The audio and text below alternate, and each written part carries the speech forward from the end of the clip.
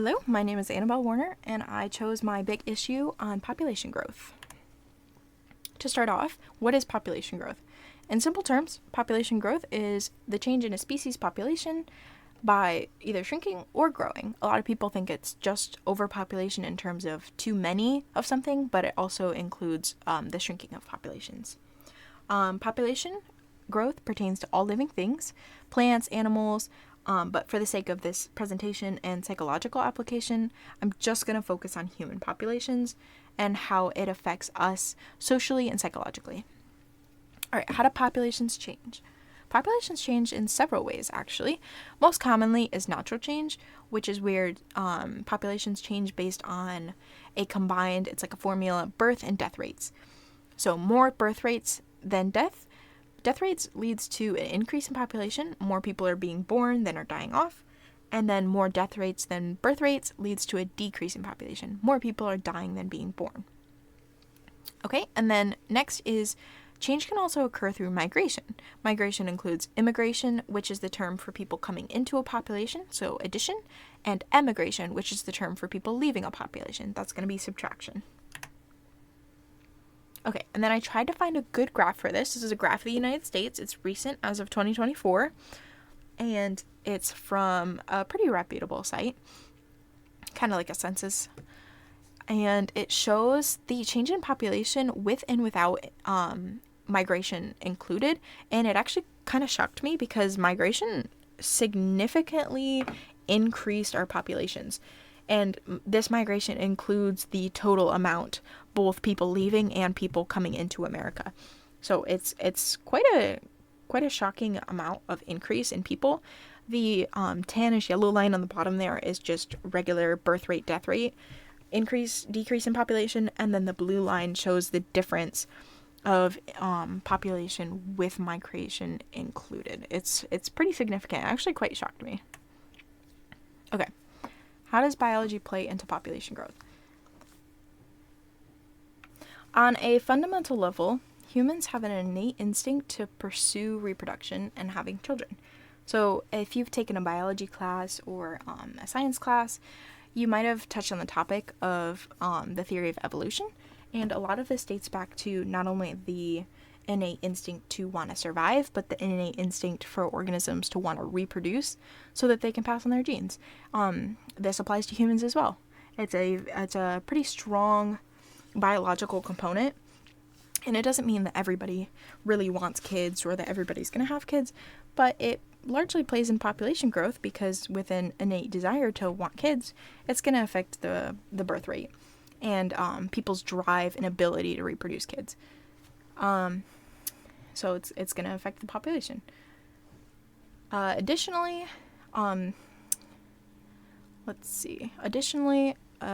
several outside factors are going to also influence this and the ability and desire to want to have kids. That's going to be social pressure, economy, education, and a couple of things I'm going to be talking about in the next couple slides. All right, so starting with education, it plays a lot of roles depending on the type and quality of education. It can both shrink and grow populations. So with stronger educations, people tend to end up more financially capable of raising children and might be more likely to have bigger families. So in countries with higher education, they might end up having more children. And then when education is related to health specifically, when it's good education, it can educate people on reproductive health and sexual education, stuff like that. So it can prevent unexpected, accidental, and teen pregnancies, which in turn lowers the birth rate. In contrast, however, when sexual education is lacking or unavailable, it can lead to more unexpected, accidental, and teen pregnancies, or just be more likely. Okay, with societal pressure, so people in our lives, like friends and family and coworkers, anybody that we might be close to on a daily or weekly basis, have some sort of influence on us. And this can even be related to the act of wanting or having kids. So take, for example, this is a real life example, the awkward and looming question from grandparents or parents about when are you going to have kids? Your aunt might ask you at the wedding, when are you gonna have kids? Stuff like that. It's pretty stereotypical. And the reason for this is a lot of older generations will have these expectations on their family members just because they want them to follow what they did. For older generations, statistically, they had more children than people do today based on the birth rates alone. Older generations had more children, and a lot of times they had more children younger than people do today. So they're expecting things to be the same for them, they're expecting the things to be the same for you as it was for them, even if it's not the case. And this can put a lot of stress and strain and expectation on people, and it can result in people either more so feeling the need to have kids or people deciding they don't want kids at all. But this pressure from friends or family can generally influence people on the topic of having kids. And then on top of that, society in general loves to give an opinion, expectations, and stereotypes about women, especially having kids. So they like to criticize people about not wanting kids, people wanting kids, people having kids too old, people having kids too young, and stuff like that. That generally just leads to a lot of influence and pressure on people about having kids, especially women, like I said. Okay, so for social media, I actually found some real examples with platforms like Facebook, Instagram, any short message, any short video form, stuff like that. They can provide an outlet for videos, but also for families and people to show off their children, which can in turn influence people to want their own kids. And this can be influences and de-influences. So I found a couple videos. The one on the right and the one on the top are 2 videos of babies. They're really cute. They're really wholesome. They just give you the warm, fuzzy feelings. One is of a baby laughing, and then another one is a compilation. One of them has the caption, "This is the look of joy," and then the other one has, "Children are a gift from God." So they're just kind of high praise influences to want or like children, and that can lead people to, more strongly desire their own kids, which can in turn affect a population. And then the one on the bottom there, social media can also have a negative content surrounding children and the ability of having children. You could find videos of child tantrums. You can find blogs of mom's experience with postpartum depression, and then you could also just find videos like when I found the struggles of pregnancy. So POV, you're uncomfortable and really emotional in your pregnancy stage, and this woman looks like she's having a hard time. So social media can go both ways on influencing the desire to have kids or not have kids, which in turn affects birth rates. Okay. Advertising, marketing, and business. So I had a great time looking for all these ads. Again, this can go both ways, and social media is a great outlet to find a lot of these. So companies that sell contraceptives, birth control, prescription, some sort of service that goes into preventing kids, they're going to market ads towards the idea that you do not want kids. Some of them are pretty funny, but the one on the bottom with the spaghetti is my favorite. Not ready for parenthood. It just shows an absolute mess. And it's because these companies want to sell their product. They want to make a profit. So they're going to try and convince people that they don't want kids, right? And then on the opposite end, companies that sell like fertility services or even baby products, they're going to want you to, want kids. So they're going to advertise, the joys of motherhood, like the one on the bottom there. Or want kids, take this quiz, And then finally, some ads are a little more vague. They're just going to show like big families, happy families, the age-old American dream. And that can just influence people to feel like they need to have a big family. All right, economy kind of ties into capitalism here in America, but it affects all countries, all cities, everywhere. With poorer economies, having a lot of kids is harder because you can't necessarily provide for them if you don't have all the resources. So a lot of poorer countries aren't going to have as many children if they can't provide for them. But on top of that, on the other end, if a poorer economy doesn't have the correct resources for proper education, studies have shown that those countries, those cities, have an increase in unexpected, unplanned, and teen pregnancies because they don't have the resources to either provide healthcare or education to combat that. So they're going to have more birth rates. And then last one, poorer countries have poor quality of life, which means shorter life expectancy and greater mortality rates. This means more people are dying because they're not living as long, which is a loss on population.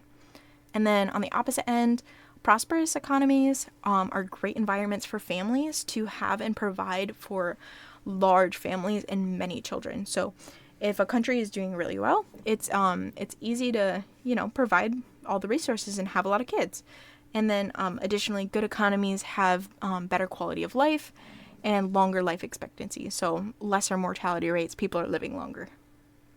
All right, religion. This one shocked me quite a bit, but religion has a huge impact on increasing birth rates. Even if somebody's only partly religious, it shows a large increase in their likelihood to have kids.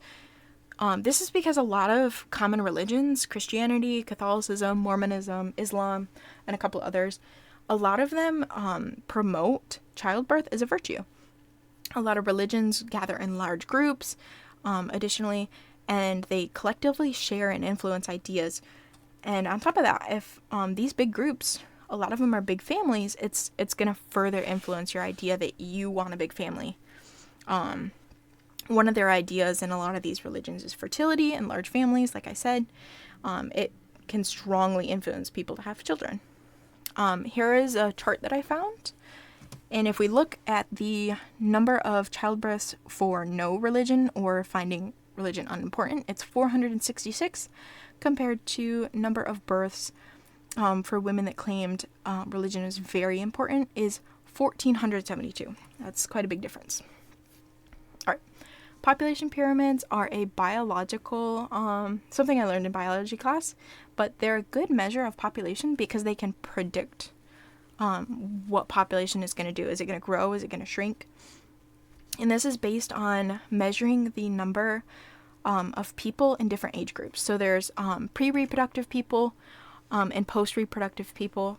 Post-reproductive are your elderly, people who are retired, stuff like that. And pre-reproductive are the people that are going to have kids in the upcoming years. Based on these two ages, we can predict if a population is going to shrink or grow. So if a population has more post-reproductive or elderly people than younger people, more people are going to die than people are going to be born. So then we expect that population to shrink. And then if a population has more younger generation that are going to be having kids in the upcoming years compared to elderly who are going to be dying off in the next couple years, that population is going to grow. A couple of real world examples of this: South Korea, Italy, and Japan are countries that have smaller pre-reproductive people or populations. So that means that they're not going to have enough people to replace their retired and elderly population, and their population is going to shrink when those people die off. And then the opposite is places like the United States, where our pre-reproductive, our young, are greater in it. So abortion rights are one of the big topics that come into play when we're talking about especially birth rates and a growing population. It can be a pretty sensitive topic, and it directly ties into women's ability to basically decide they don't want to have a child anymore. It's very sensitive as to whether it should be or shouldn't be allowed, but it creates a lot of concern, it creates a lot of debate, and it's just hard to talk about. Limits on childbirth. China once had a law about how many children people were allowed to have, and it was pretty bad because it started to lead to an inverted pyramid, meaning that there wasn't enough young people to fill in for the generation that was going to die off. So they eventually stopped the law, but while it happened, it created a lot of ethical concerns. And in worst case scenarios, it led to a lot of abortions because if families could only have so many kids, then they wanted them to be males and they would actually abort the females. Environmental damage, touched on this a little bit. Overpopulation leads to a lot of destruction. We take a lot of resources and we build a lot of infrastructure that's just, it can be really bad for the earth. Conflict, already touched on this one too. Wars start mostly over resources, weapons, land, oil, money, food, water, etc. It's always some sort of resource that most wars are founded on, because there's not enough to go around for every person, you know? Irreversible infertility surgeries. So there's some surgeries out there for men and women, but mostly for women, that are irreversible. They alter or move parts of the uterus, effectively making it so a woman is infertile and cannot have children. But it raises ethical concerns because they're irreversible. So if a woman decides she doesn't want to have kids, but then later on decides she does want to have kids, she can't undo that surgery. And then overall, population growth is hard to research or experiment with, because it's a sensitive topic. How do you conduct experiments about whether, people should or shouldn't be having kids, or whether people are connected or tied to babies, or how much people, when you get into those topics, it could mentally and physically harm people because it's so sensitive. So it's really hard to conduct controlled experiments. All right. Did I pause it? Please. I wish I could tell. I don't know where I'm at.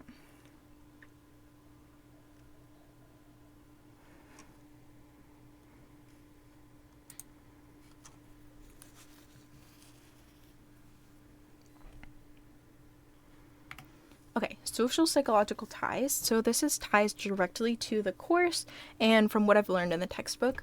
I'm running out of time, so I'm going to try and be brief with it.